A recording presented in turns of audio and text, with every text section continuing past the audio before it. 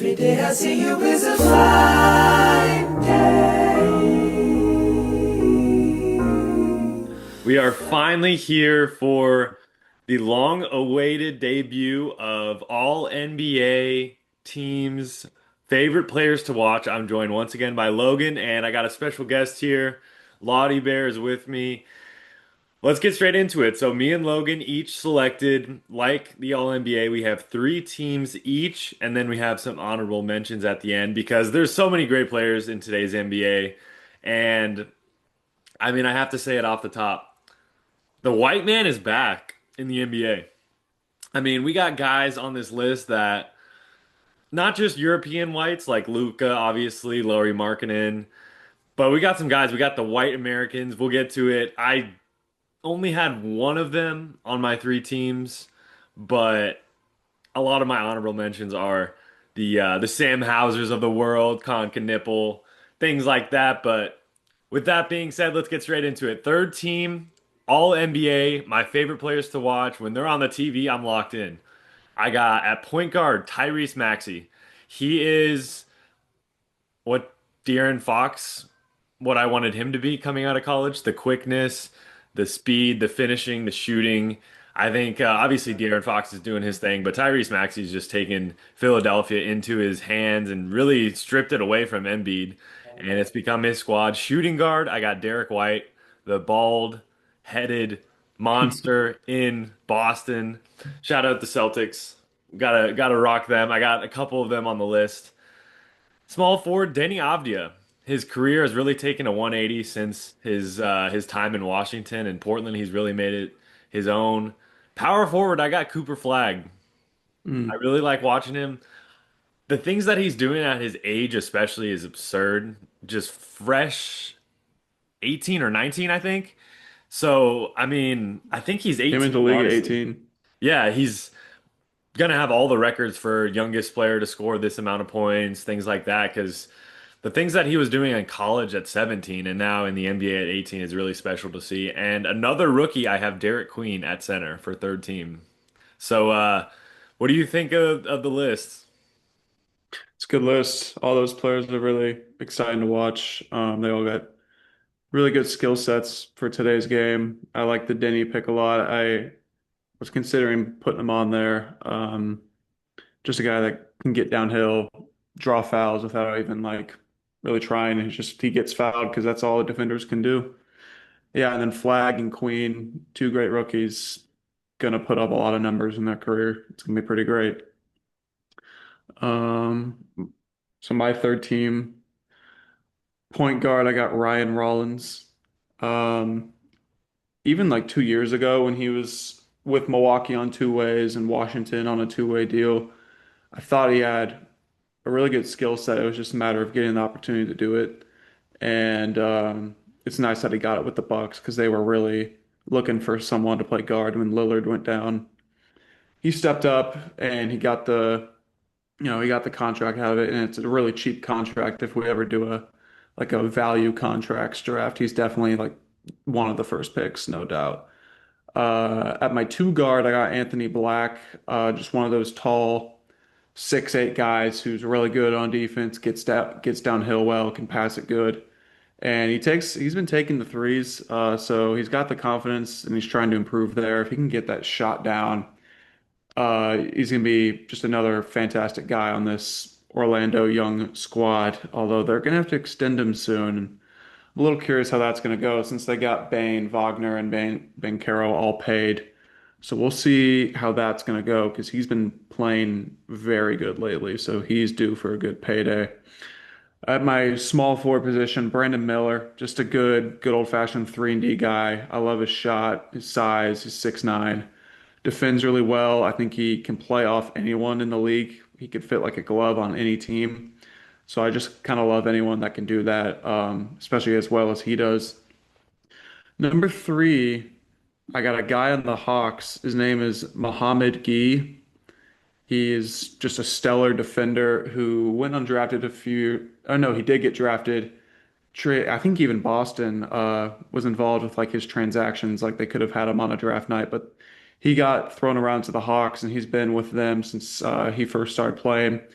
He's just like a good 6'11" defender, can rebound too. He's got a little bit of shooting and passing to his game. Still kind of a project player at this point in his career, but he does get minutes sometimes, with Porzingis having this crazy illness issue. He's been getting some minutes coming off the bench, and it's been really nice. He actually started in their play-in game last year, which was really surprising, and he actually did really well, so that was good to see. For my center, I got Quentin Post, my guy, flamethrower shooter as a big man. I love nothing more than seeing that. They just want him to huck whenever he's in there. And yeah, one of my favorite guys, to watch whenever I know he's going to get the minutes. Like if Al Horford is out, I'm like, all right, we're going to have a Quentin Post night. Yeah, I mean, the last two guys you mentioned, a Washington State alum in Gaye and Quentin Post. He's from the Netherlands. I did not realize that, so shout out to him. I got some Dutch heritage as well, so we love to see the Same here. international game. Big man for me, both of them on my second team, Lauri Markkanen and Şengün, both internationals. Nice.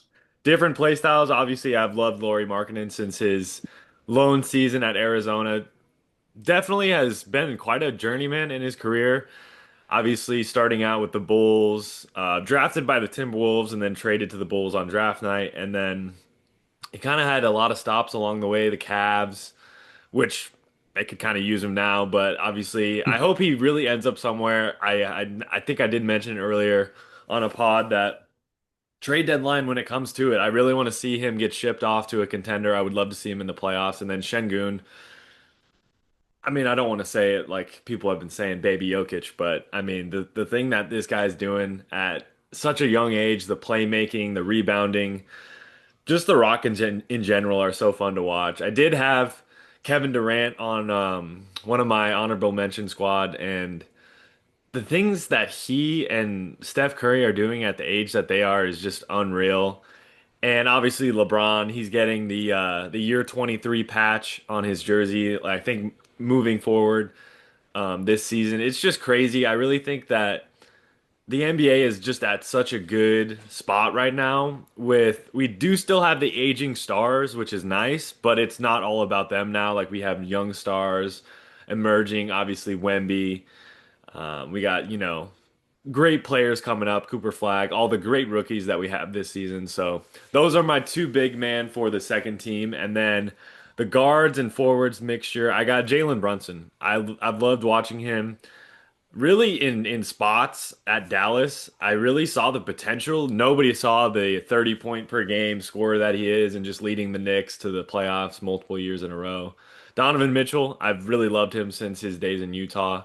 And Jalen Johnson, he's really Mm. been a huge winner this season. I would say probably the most.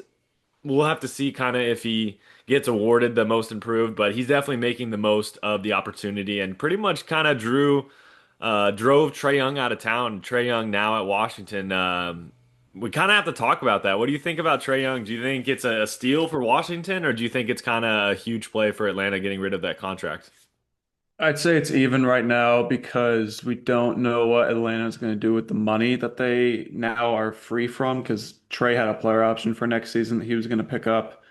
Kispert's on a cheap deal for a while, but it's CJ McCollum's expiring. That's interesting. I'm pretty sure they can't re-aggregate his contract in a trade, meaning like they can't put CJ with another guy for someone else, but they could trade CJ straight up if he was the only guy going out. I believe that's the case. So it's interesting to see what they're going to do with that money. As for Trey, and they fit well with Atlanta too, Kispert and CJ. I think it's just going to be uh, easy to get them in off the bench and just score because they kind of need that off the bench. Kind of sucks for my guy Krejci, who I'll be talking about soon. But as for Trey and Washington, I loved Russillo's monologue on it just because he was like one of the earlier guys to question Trey Young as an actual good player. I think he went a little harsh on it because I do understand like why would Washington bring in this guy who commands so much of the offense when they want to develop all these younger guys. But I do think Trey at this point will probably want to kind of revitalize his reputation as a player. I think he's going to get his shots up, of course, because that's who he is, and sometimes he's really good at it. But I think I could really see him averaging like more than 11 assists with his stint with Washington, especially this season. Like he's going to come in and make all these guys so much better. Like Trey Johnson's not a point guard; he's better as a shooting guard, and they're going to fit well together. I think he's going to open up so much for our Alex Sarr, who I'll be bringing up here soon. Um, and then Keyshawn George as well. I think all these guys need a real floor general on the floor to optimize their ability. So I think as far as watchability, I think I'll be watching a lot of Wizards when Trae Young's out there.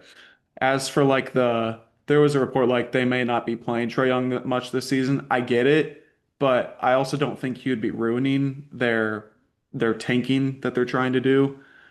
I don't think, I mean, you're replacing CJ and Kispert with Trae Young. I don't really think it's doing much as far as like you're going to get this many wins now. I don't think that's going to be the case. So I like it for both sides, but we're going to wait and see what Atlanta does with the money flexibility they have now.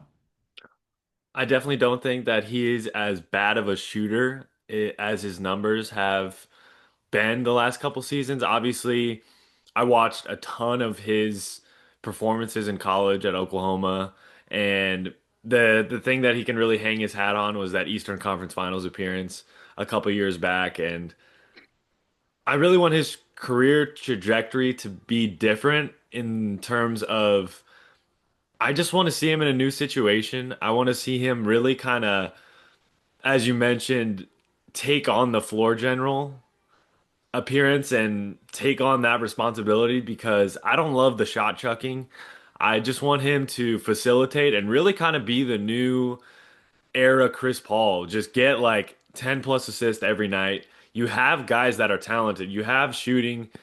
Obviously, getting rid of Kispert hurts their shooting a little bit, but you have these young guys, and I think the guy that really is going to win that trade is Alex Sarr. He's probably going to get a massive payday. We've seen massive paydays from Trey Young's big mans that are catching lobs, and if Alex Sarr can really start to knock down those threes, it's the floor is going to open up because Trey Young does cause that much attention because you don't want to just leave him open because I think if he starts to get a little better with his shot selection, I think the percentages are going to go up because I really just don't think that.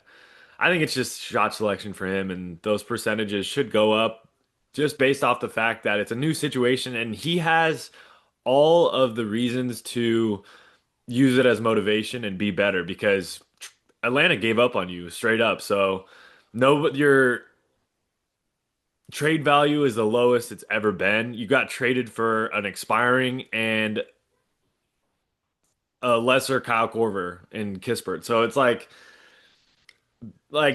4 years ago, he would have probably gotten multiple first round picks and everything. So your trade value is low. So this is your time to prove it if you're Trey Young. So first team, a lot of these guys, I mean, they're all superstars in my opinion. So I got to go with point guard Wait, Steph hold Curry. on. Did you do your second team, the guards? It Oh, I did. was Yeah, yeah. Oh, I forgot to do that. So, second team, not to steal my own thunder, but I got point guard Jalen Brunson, Mavericks. Loved watching him. Mitchell, is my shooting guard. I've loved watching him forever. Hopefully, they can have more success in Cleveland. And then my last but not least on the second team is Jalen Johnson. yeah. Yeah. Um yeah, no, that was good. I didn't know if we finished yours or not. Mm. But we did need to talk about Trey. My second team coming in at point guard, I just got his jersey, Cam Spencer. He's just such a dog. He's such a fighter. Last year in his rookie year, he was in Kevin Durant's face talking smack to him. It's like he's fearless. He's one of the better shooters in the league already. Top five shooter statistically. And his passing has been so great. In these games where John Morant's been out and he's been getting double-digit assist games. Like his shooting is opening up the floor so much, and he just makes the right read. Uh, an amazing offensive player. My two guard spot, I got Jalen Green. On our last episode, I did that kind of not a rant, but just that monologue on how good he was for that stretch when Şengün was out. Still believe in Jalen Green. Just need to see him on the floor. Number at my three spot, I got Jalen Williams on the Thunder. just gets so much hate, dude. So much hate that I just kind of love him even more. I rewatched his 40-point game in game five of the finals a lot. Just it's more just how much hate he gets and how good I think he actually is. You know, he was third team All NBA last season and second team All Defense, and he still gets hated on just tremendously. So I got to show him the love there.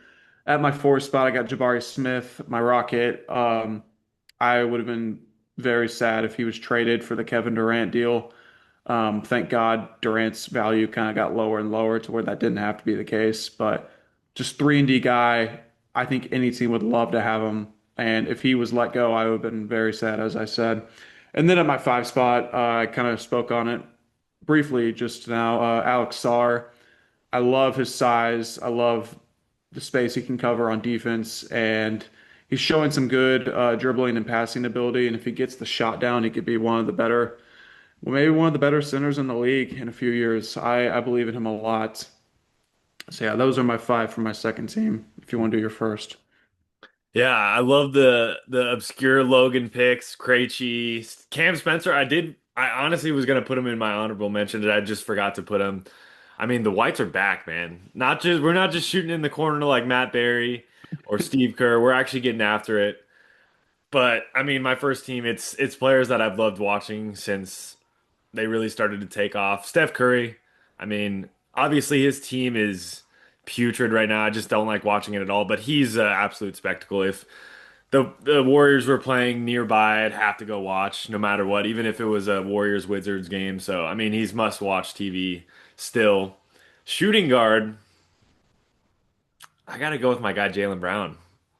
I think he's Mm, must watch TV now. I mean, the fact that he's just dropping 30 seemingly every night.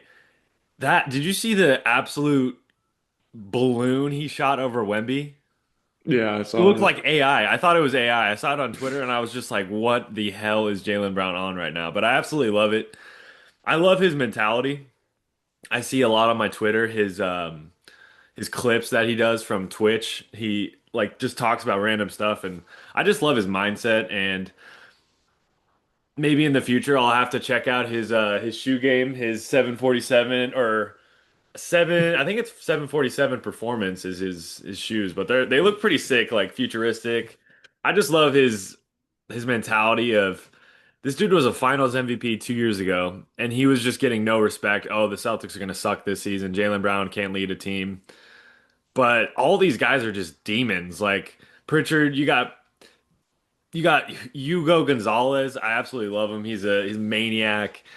They just all play super hard, and I mean, I have to go small forward. I know he's been out all year, but Tatum, I mean, he's my guy. I have to Yeah. when he's back on the court, I'm going to be watching every second. So I can't leave him off just because he's injured. And then the two bigs, I know it's not technically correct, but I have to go Wemby and Jokic at my big spots because Wemby's must watch TV. I haven't been able to watch as many Spurs games as I've wanted to this year, but doesn't look real. The stuff that he's doing at 7'5", 7'6". A big man should not be doing step back threes after getting like 6 blocks in a game. It's just ridiculous. And then Jokic, obviously the injury is unfortunate, but you love to see a doughy Serbian just ripping through defenses. And it really is kind of like if Sabonis, not Demontis, but his father, did not get injured and came into the NBA earlier. That's really how it is for Jokic, the greatest passing big man of all time. And I just love to watch all five of these players when they're on the court. You have to watch it, and it's a sight to see with my top five. So I know I didn't go too many obscure guys, but I do have some obscure picks coming up on the honorable mentions. What's your favorite players to watch? I'll say for Wimby, just seeing him in person was obviously everyone's going to say it was something to see, quite an experience. But he just has so many drives where you're like, I don't know, I'm not sure what's going to happen here. And then he's just so lengthy that he dunks it. It's like, oh, okay. And like he's open for almost any lob possible. The one thing I wish he would cut out is the dribble, pull up mid rangers. I Mm. I don't know that's not an efficient shot for him. How would you guard But he him? gets Huh? How would you guard him if you were a coach? Like, how would you try to defend Wemby? I'd like to put a little bit of speed on him. So if you have a forward that has some quickness, that's the way I go after it because he's so lengthy, you kind of have to catch up with him. Even if he moves slow, he has so much length that your defender needs to be fast. I'd either go like a lengthy, quick forward or a bruiser, big man. But that might be trouble if Wimby's operating out of the perimeter. Um, I'll move into my first team now. Point guard, Josh Giddey, no doubt. Ever since the draft process, I'm like, this is just an amazing player. Love the way he gets downhill and makes the right pass. Even just like, I never knew a guy could like play that way. Just like we go back to that meme where everything was his weakness, but yet he has been a triple double machine whenever he plays. It's just like he's become so good, and I'm so glad that he's found a home in Chicago because it was looking a little grim there in OKC. At my two guard spot, this guy's technically out of the league right now, but he's killing it in the G League. I got my guy Delano Banton, tank commander Darling, for like that March, April part of the season with Portland.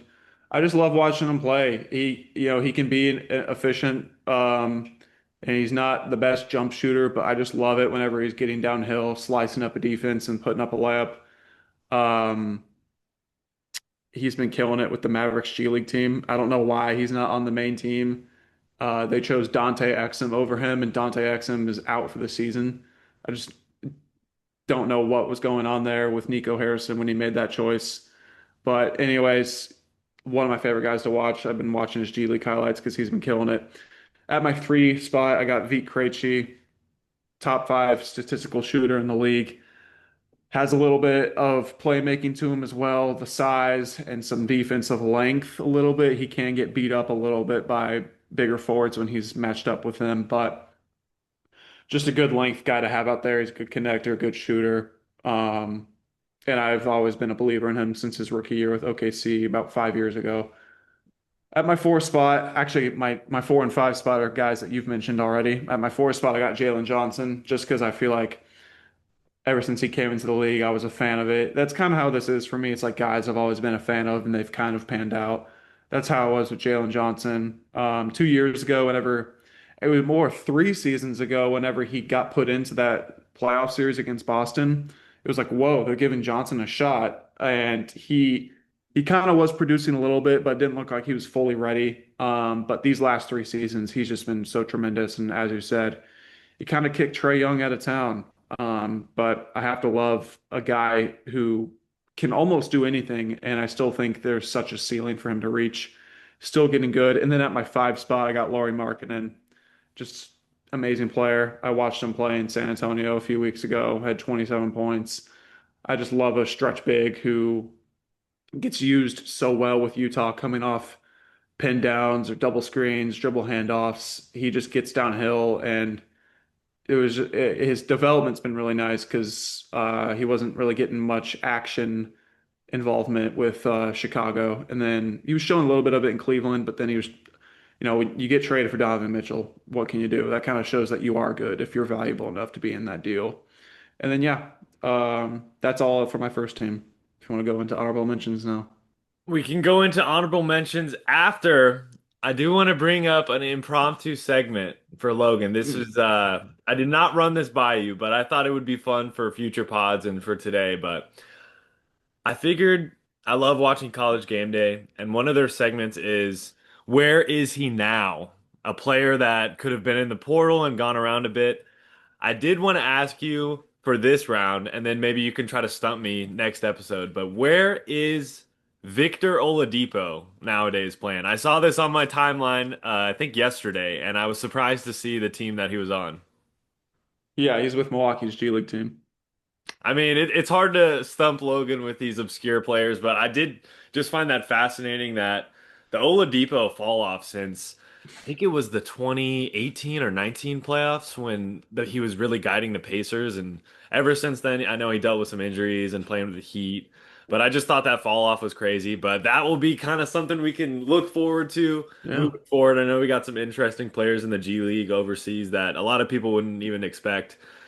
And Ben Simmons being a professional fisher now is crazy. I just didn't realize that Giddey was in the 2021 draft. I thought it might have been a little earlier than that, but the fact that if you were to say that Josh Giddey now is better, way better than Ben Simmons, I don't think a lot of people would have thought that in 2021 when he was drafted. So shout out Mhm. to Giddey, and that's just a failure on the Ben Simmons trajectory in his career. So for honorable mentions, as I mentioned, I do have a couple of the white guys shout out. Con Knipple out of I think it's Wisconsin, I believe. He was like the Wisconsin Player of the Year or something like that. And Austin Reeves, I have to mention as well.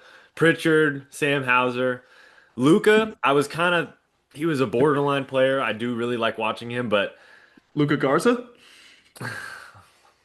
Because he's been good on the Celtics recently.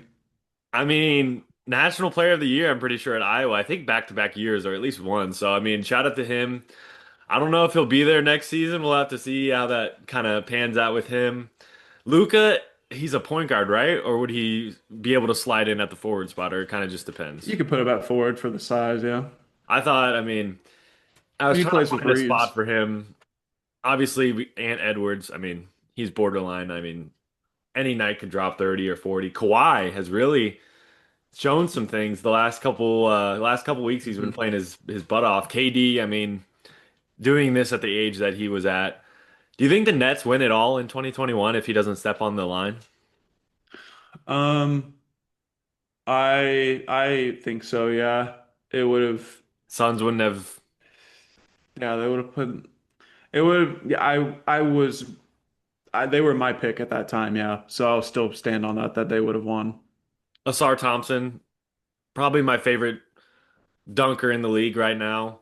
And just Yeah. the athleticism, having a guard like that at the dunker spot is ridiculous. Reed Shepard, Hmm. and then Caleb Love, the best Yeah, there you two-way go. player in the league, really getting some good runs for Portland. Undrafted, unheralded. Took Arizona and probably would have taken him even further if they didn't run into Cooper Flag and Duke in March. But He that's didn't even get a what mentions combine me. invite.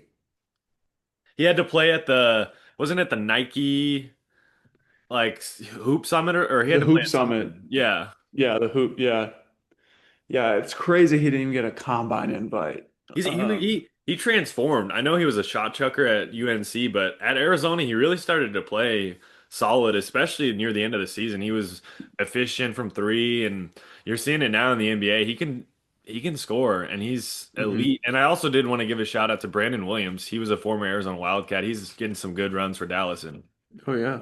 Yeah, no, that's a good show. I didn't know he went to I got a Arizona. picture with him too. I can post it on the video, but that was when he Dang. was redshirting because I think he tore his ACL and he was out. And I remember I met Zeke Naji, Nico Mannion, Josh Green, and a couple of the other guys. I released, shout out to him, Stone Gettings, and Brandon Nice. Williams. I remember, oh, this dude's a dog, but he was injured, so obviously he wasn't gonna play that season. And I just remember him being jacked. Like he was sitting down, but he was jacked, and I was like, this dude's like my Mm. height, but jacked. I was like, maybe he'll make it in the league, and he did. So that was a Yeah, fun, dude. memorable meet and greet with all those guys.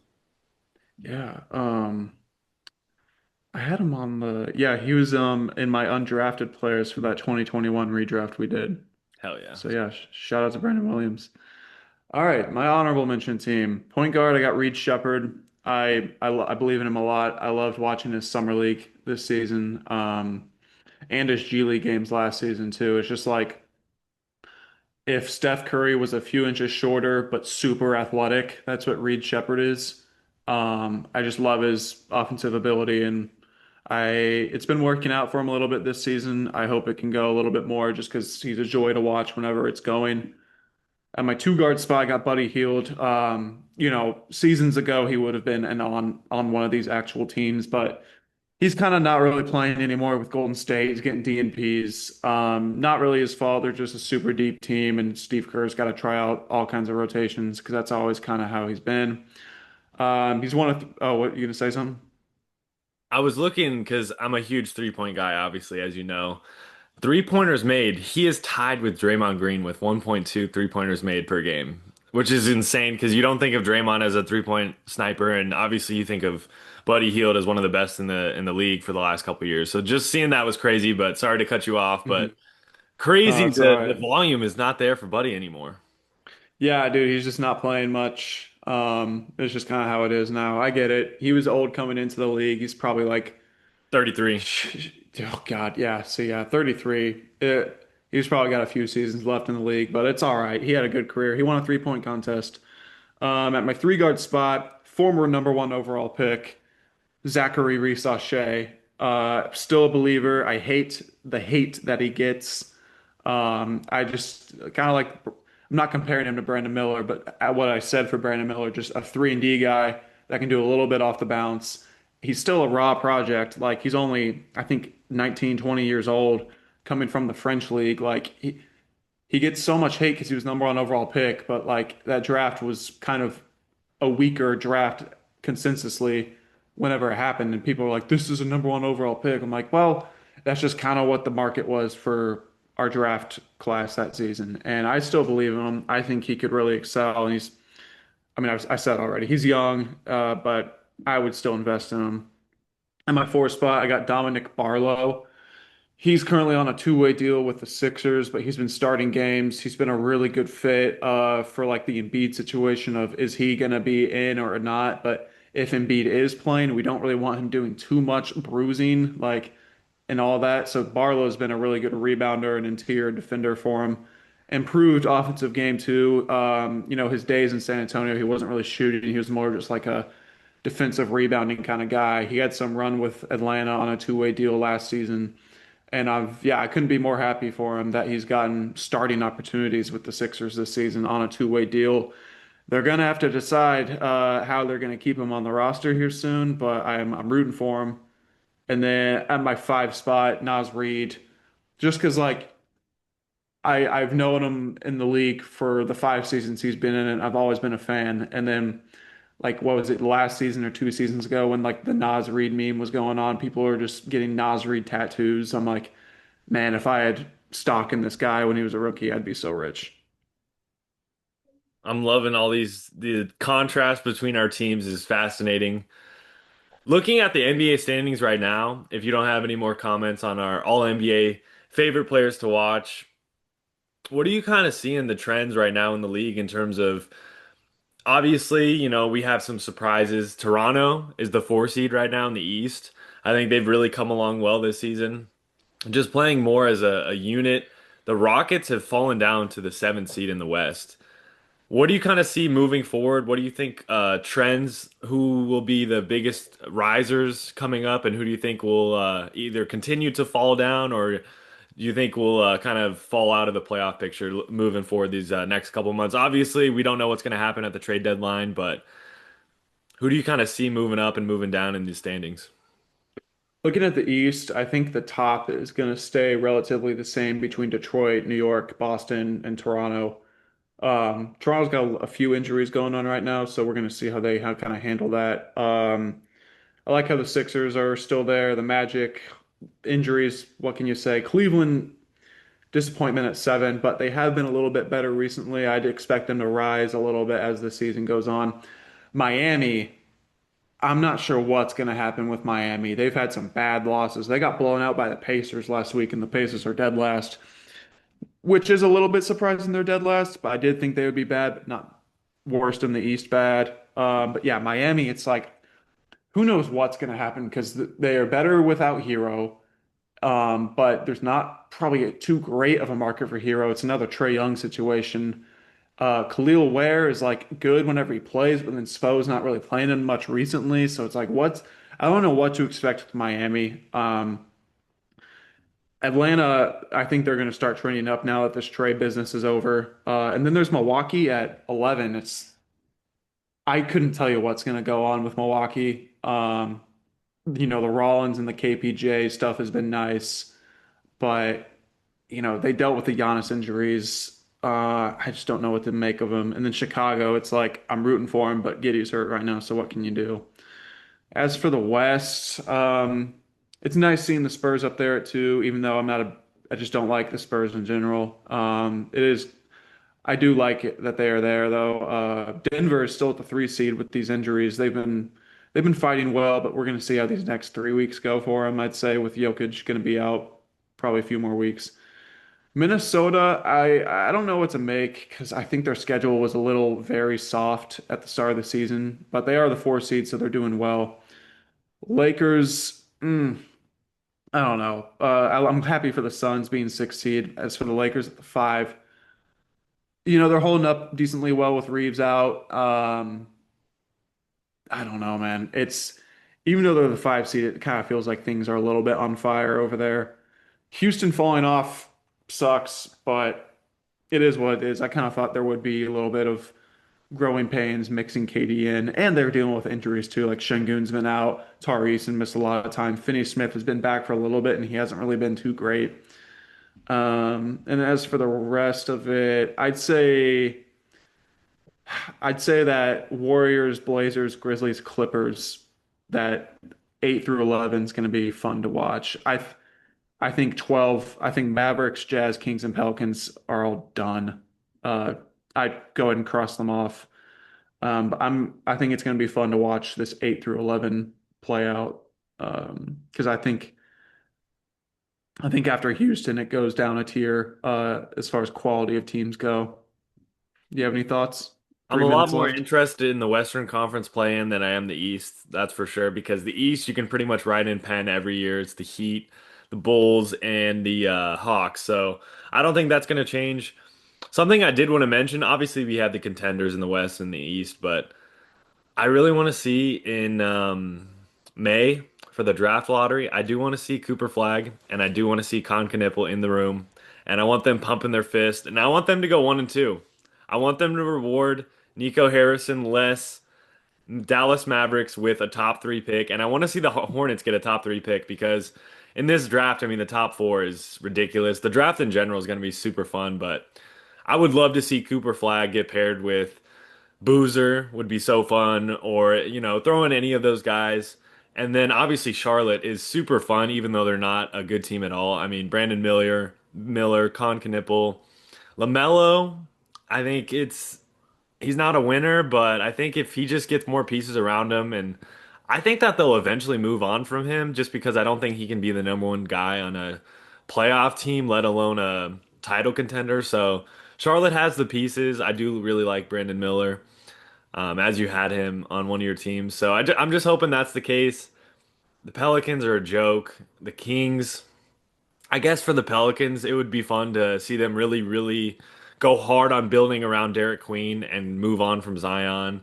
Kings are just cursed, and the Jazz hoping they get rid of my guy Lowry. So that's kind of my thoughts on the bottom teams in the NBA, and the West is just going to be so fun with Oklahoma City and San Antonio right there with them. And then Jokic, obviously, we'll have to see what happens with the injury. And I mean, Boston, watch out. When Tatum comes back, watch out because the East is wide open, and it really has been all season. So I'm excited for what's to come. Give me your final prediction if you had to.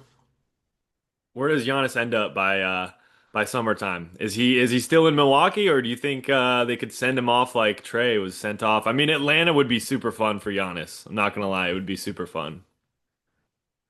I think the Atlanta stuff is probably over. There's no way they trade Jalen Johnson for him. I don't know. I kind of think he's staying in Milwaukee for this season.